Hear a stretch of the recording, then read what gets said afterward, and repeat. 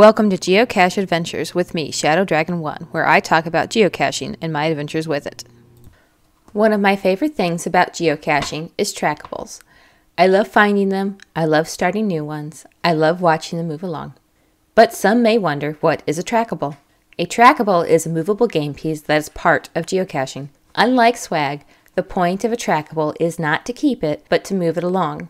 Some trackables have specific locations that they want to get to, and others just want to move as far as they can. Trackables don't come in one specific form. They come in all shapes. Most are generally small, but some do come in larger sizes. There is the standard travel bug that is a dog tag style trackable and typically comes with a copy that you can keep. Sometimes you may find one of these attached to an object that moves along with it. It could be attached to a small rubber duck or trinket or some sort of medallion. Or it may not be attached to anything. Some are special coins called geocoins. They can be the classic round decorative coin, or it could be shaped like an animal or object. There are even Lego trackables that you can piece together like a Lego person or animal. There are holiday themed ones, military themed ones, dinosaur themed, just about any sort of theme you can think of. So what do you do when you find one? Go to geocaching.com and select trackables in the menu. Here you can search the code found on the trackable. This will take you to the web page associated with the trackable. Here you can find out the trackable's current goal and view any pictures that may have been posted associated with it. From there you can decide if you want to move it along or not. If you move it along, add an entry log and mark it as grabbed. If you choose not to move it along, you can still have the option to log it as discovered and leave it there. Either way, you have an option to add it to a watch list. If you do this, you'll be able to receive email updates when it's moved or discovered by somebody else and watch its journey unfold. Unlike swag, you do not have to leave a trackable to take a trackable. You can swap out trackables if you want to, or you can gather up a few to move along at the same time. The choice is up to you. If you decide to help a trackable along, there are two types of logs you can do. The first one is a drop. This simply means that you left it in a geocache. The second is a visit or dip. This means you have brought the trackable with you to a geocache but did not leave it there. These dips allow a glimpse of where the trackable has been between drops and are great for caches that are too small for the trackable to fit in, like micros and nanos, but you can log a dip for any size cache. How long should you hold on to a trackable before moving it? I've heard different rules for this. Some will tell you 2 to 3 days, some will say a week. The official rules from geocaching.com says 2 weeks. If you're going on a trip and want to take a trackable with you to drop it off, but it's 3 or 4 weeks out, it doesn't hurt to take the trackable, but consider noting it in your find log that you're waiting a few weeks to take it with you, or send the owner a private message to let them know. It's a simple courtesy so the owner isn't wondering what happened to it. If you take a trackable and it somehow gets lost, you should send the owner a note as a courtesy so they know what happened. If you're interested in starting your own trackable, the first step is to obtain one. A good place to start is looking for one on geocaching.com. You can also find some on Amazon and other third-party vendors. Let's just say you bought one on geocaching.com. You place your order and in a few days your shiny new trackable shows up in your mailbox. Now what? The first step is to activate the trackable. To do so, go to the trackables page on geocaching.com and select Activate a Trackable link. In addition to the tracking number printed on the trackable, the code that will be used by others to log it, your trackable may have come with an activation code. Type the information in the appropriate field and hit the Activate button.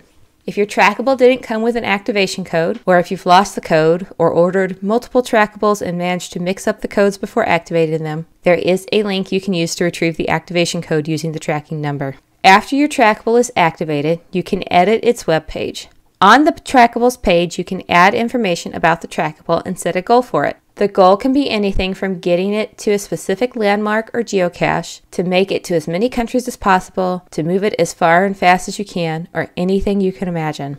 You can edit the trackable's goal at any time, so if you can't decide, you can always leave it blank and add one later. If you don't set a goal, then it'll just go where people take it to. Once everything is set, your trackable is ready to be dropped in a cache. Once it's dropped, it becomes a waiting game until another cacher finds it and moves it along. You can view the map showing its travels on the trackables page. The map will show a numeric pin indicating the locations of any dips or drops. Warning, this part of the show contains spoilers for the cache that is about to be discussed. The cache was called Dr. Evil's Face Your Fears, The Graveyard. Cache ID GED7YMHC. Difficulty rating 2, terrain rating 2. The description read, Dr. Evil's Face Your Fears series of caches will highlight common phobias, fears, that many people have towards common everyday things or objects. Some phobias are steeped in years of conditioning and survival instincts. Some fears come from childhood experiences. Some fears are just irrational but cause anxiety and reaction nonetheless. Dr. Evil thought it would be interesting to create some caches just to see how caches would react to certain phobias. Each of the caches are designed to exploit, expose, and trigger a phobia response, assuming the cacher has that phobia. Many cachers will have no issues with these caches, and some may decide to just DNF and walk away. Dr. Evil may add to the series from time to time as he gets a notion to. Good luck facing your fears. This cache contains several phobias into one cache since all of these phobias are often intertwined with graveyards and cemeteries. Chimetrophobia is the fear of cemeteries and is more common than one would think. The fear originates from a place where dead bodies are buried, thus triggering a reminder that one day we will all be laid in a cemetery somewhere. People with this fear often have an associated fear of death. Don't worry, that is not part of the series yet.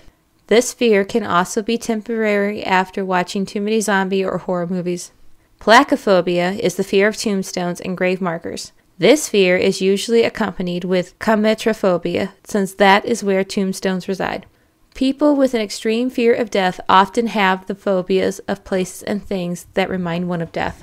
Hagiophobia is the fear of saints and holy things like statues of angels. The fear is usually developed by past experiences attaching themselves to images of holy things or saints. For this cache, you will have to face your fear. Cache is a tombstone very near to a cemetery and has an angel statue. If you have any of these fears, then good luck. If not, please say hi to Francis for me. Hint, watch out for spirits. This was one of the caches I found with my family when we were out making our way to New Melly, Missouri. Like the cache mentioned in the previous episode, I targeted this cache because of its size and knew it should have some swag that my son would be able to pick from. This cache was out in one of the state's conservation areas, and we had a mini adventure finding our way to it. We were using Google Maps to get there, and it tried to take us on a direct route to the cache area by way of an access road that was locked and for authorized personnel only. We found a spot to pull over and looked at the map. After a few minutes, we found our way to the main entrance of the conservation area. I navigated while my husband drove, and we slowly wound our way to the cache. The road led us to a parking area near a lake. We would have to hike around to a wooded area to find the cache. The three of us climbed out of the car and donned our bug spray before heading out on the hike. It was about a quarter-mile hike across the levee to a wooded area. When we got there, we carefully picked our way around poison ivy to a small cemetery called Othelna Casleo Cemetery. We poked around a bit and soon my husband spotted it. It was a wooden tombstone that said R.I.P. G.O. Cache with an angel statue next to it. The top came off and inside was a locked container full of trinkets. My son picked out a toy and we left one in its place.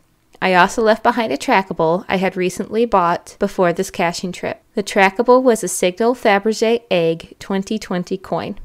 The goal for this trackable is just to see how far and fast it'll be moved. It's been about 3 weeks since I placed it, and as of the time of this recording, I'm still waiting for a notification that has been moved along. Hopefully someone will find it and move it along soon.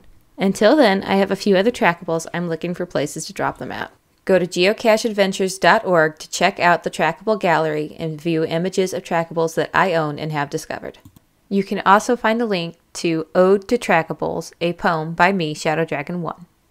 You have been listening to Geocache Adventures with me, Shadow Dragon 1. Feel free to reach out to me on my geocaching profile page, Shadow Dragon 1, or at geocacheadventures.org. I hope you've enjoyed this episode, and thank you for listening.